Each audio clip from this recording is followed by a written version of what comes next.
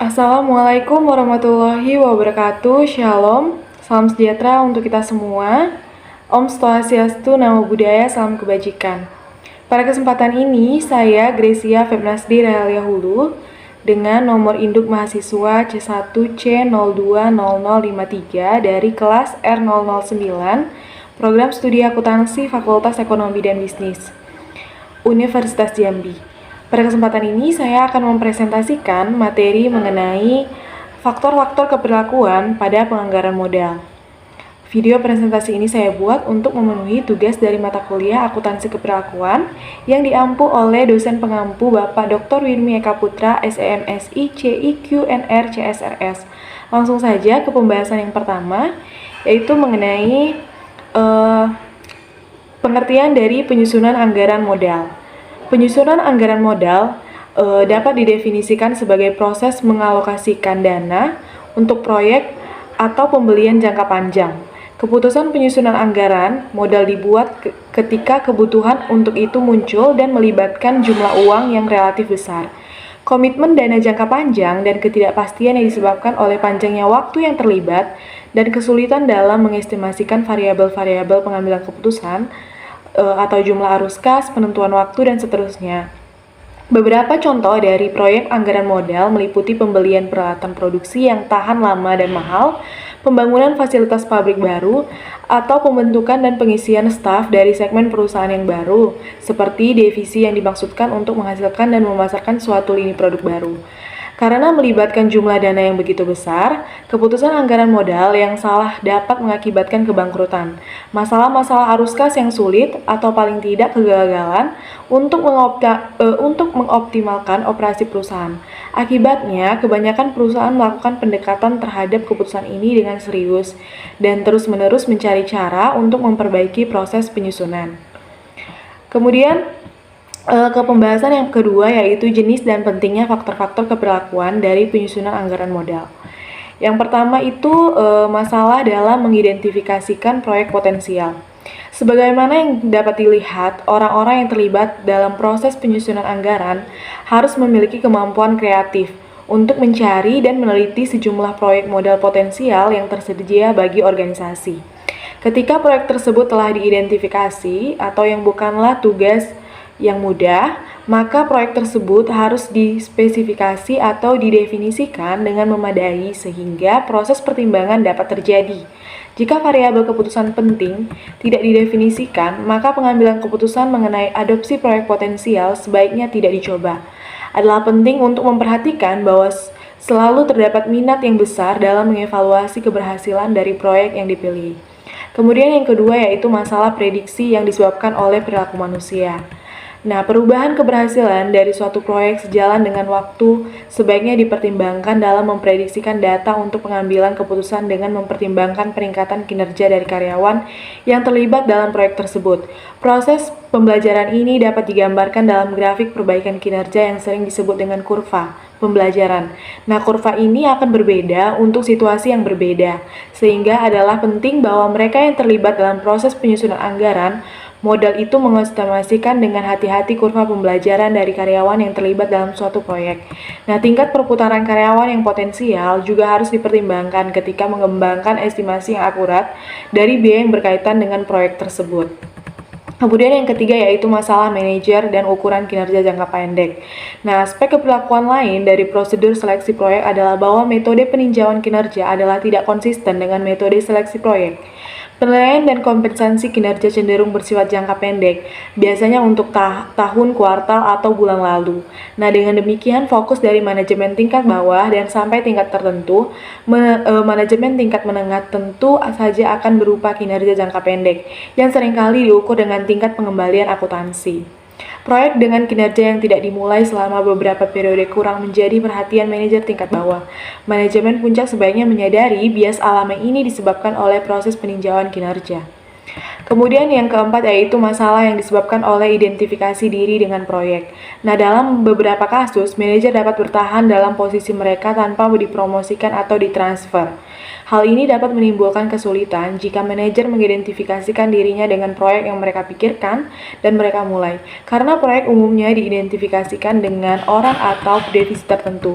Orang semacam itu cenderung untuk menjadi terlibat secara pribadi dengan proyek-proyek masa lalu yang mereka pilih dan mungkin mencoba agar proyek tersebut berhasil atau tampak berhasil setelah proyek tersebut didanai.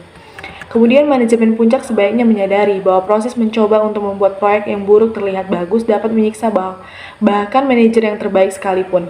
Sebaiknya terdapat mekanisme yang elegan untuk menyelamatkan proyek sebelum manajer yang sebenarnya sangat bagus meninggalkan perusahaan atau bertindak secara disfungsional untuk menghindari keharusan untuk mengakui bahwa suatu proyek yang mereka usulkan tidak berhasil. Kemudian yang kelima yaitu pengembangan anggota dan proyek modal. Nah, dalam proses seleksi proyek, manajemen puncak harus mempertimbangkan apakah proyek yang diusulkan adalah baik untuk pengembangan dari si pengusul proyek tersebut pada saat ini.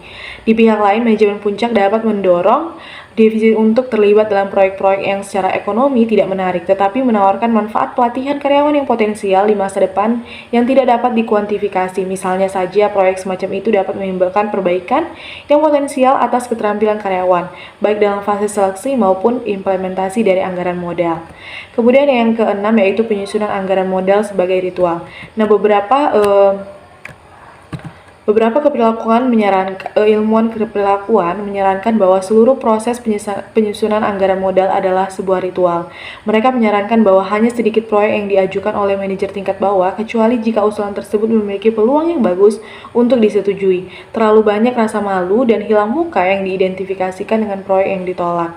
Kemudian yang ke-7 yaitu perilaku mencari risiko dan menghindari risiko. Nah, individu yang bereaksi secara berbeda terhadap risiko, beberapa orang tampaknya menikmati pengambilan keputusan yang berisiko dan beberapa dalam situasi yang berisiko, sementara yang lain mencoba untuk menghindari hal-hal tersebut. Kondisi tertentu dari tingkat penghindaran risiko oleh pengambil keputusan dalam penyusunan anggaran modal akan mempengaruhi bagaimana orang-orang tersebut akan bereaksi terhadap proyek. Berdasarkan kelompok data yang sama, dua pengambil keputusan yang berbeda kemungkinan besar akan membuat keputusan yang berlawanan bergantung pada perasaan mereka terhadap risiko. Kemudian yang terakhir yaitu ke-8 yaitu membagi kemiskinan. Nah, fenomena membagi kemiskinan seringkali memiliki dampak yang penting dalam proses penyusunan anggaran modal. Hal ini terjadi ketika tersedia lebih banyak proyek anggaran modal yang potensial lebih menguntungkan dibandingkan dengan dana yang tersedia untuk mendanainya. Suatu kondisi yang disebut dengan rasionalisasi modal. Menghadapi keadaan ini, manajemen puncak kadangkala memilih untuk mengalokasikan dana yang tersedia kepada sebanyak mungkin manajer, bahkan jika hal itu berarti mengorbankan proyek yang lebih menguntungkan.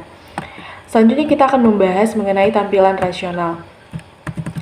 Nah, faktor manusia sangat terlibat dalam proses penyusunan anggaran modal, sekalipun hanya ada begitu sedikit perhatian yang diberikan untuknya dalam literatur.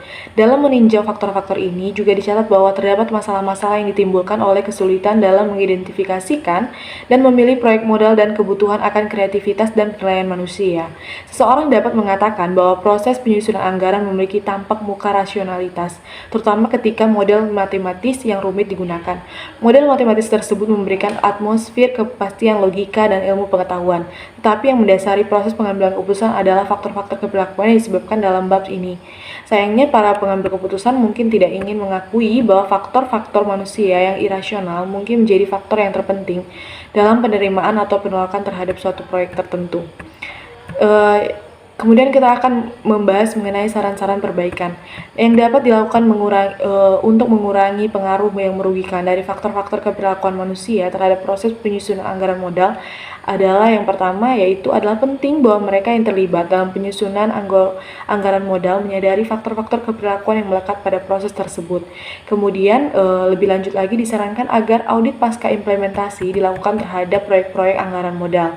Dengan melakukan hal itu, seseorang dapat mengamati bukan hanya kesesuaian dari suatu model pengambilan keputusan atau pengembalian nilai sekarang bersih dan seterusnya, dan akurasi dari estimasi data yang digunakan, melainkan juga usaha untuk mengidentifikasikan berbagai faktor keperilakuan yang mempengaruhi seleksi dan proses manajemen proyek di suatu perusahaan. Di sini seseorang dapat mencoba untuk menentukan faktor-faktor perilaku manakah yang menghambat keputusan yang tepat dan implementasi berikutnya. Ketika hal ini dilakukan, seorang mengambil keputusan mengenai anggaran modal dapat mengambil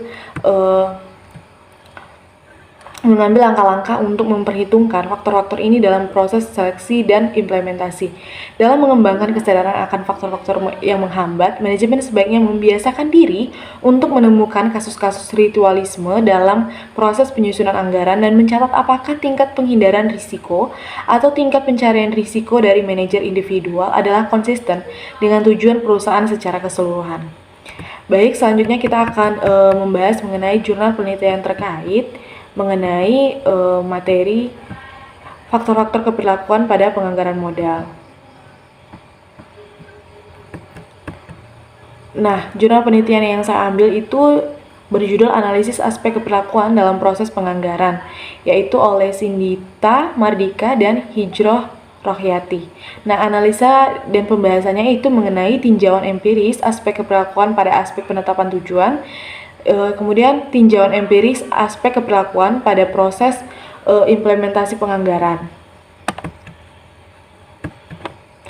Nah, di sini ada kerangka konseptual keberlakuan dalam penganggaran yang diolah oleh peneliti, di mana faktor-faktor keberlakuan ini mempengaruhi evaluasi, penetapan tujuan, dan implementasi dari penganggaran. Ini teman-teman bisa melihat ya.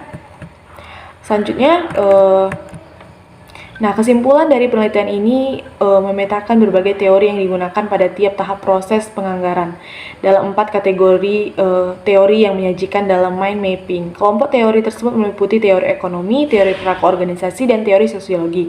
Penelitian ini juga mensintesis implikasi manajerial dari isu-isu keberlakuan pada proses penganggaran yang diangkat penelitian terdahulu. Akhirnya memberikan kontribusi teoritis berupa kerangka kerja yang mengelaborasi proses penganggaran dan menyajikan research gap untuk penelitian masa depan. Nah, itulah tadi kerangka konseptual yang dikerjakan, yang diolah oleh peneliti. Baik, terima kasih. Kita sudah sampai di ujung pembahasan. Terima kasih atas waktu dan perhatiannya. Mohon maaf jika ada kata atau kalimat yang kurang berkenan. Saya akhiri.